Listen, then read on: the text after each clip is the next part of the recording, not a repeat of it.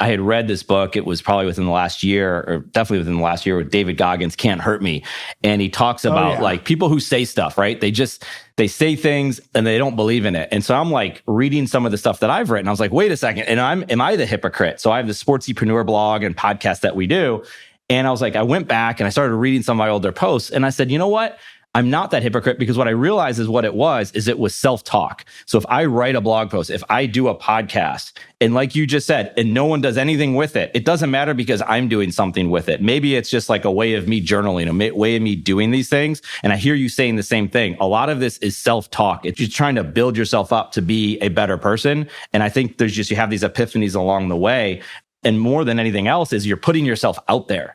And that's very difficult to do. So I think a lot of the people that come in to say, Rob, what are you doing? Why are you doing these things? It's because a lot of those people aren't putting themselves out there, or they're putting themselves out there in a negative way that they would want to bring somebody else down. But I think that's something we run into because we help business leaders a lot of times with their content creation, all these different things. And the number one thing that I see is they're afraid to put themselves out there, to which I say, I totally get it. And were you there? So when you started creating content, right? Because you see business leaders, I'm sure, do the same thing. Like, I don't want to say this. No one cares what I have to say. And there's a lot of different things we can touch on there. But when you started with podcasting and blogging and just really putting yourself out there, how hard of a time did you have with it? Someone once said to me, Rob, if you ever hope to get paid to do what you love, you better be doing it already. And guess what? From that moment, I turned into Neo in the Matrix, where he's like, whoa, I can learn judo, and I learned Photoshop, Final Cut Pro, Adobe Audition, audio editing, video editing, hosting, social media marketing, apparel, events.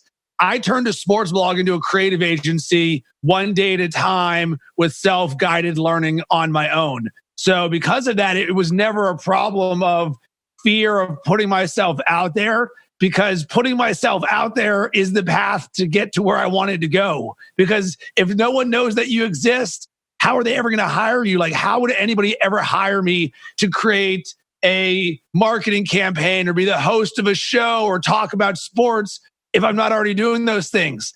And the exact same thing rings true for all other business leaders. It's like, Eric, how in the world do we get more people to know about what we do? You're like, all right, let's break this down. Step 1, create more content. Step 2, distribute more content. Step 3, rinse and repeat.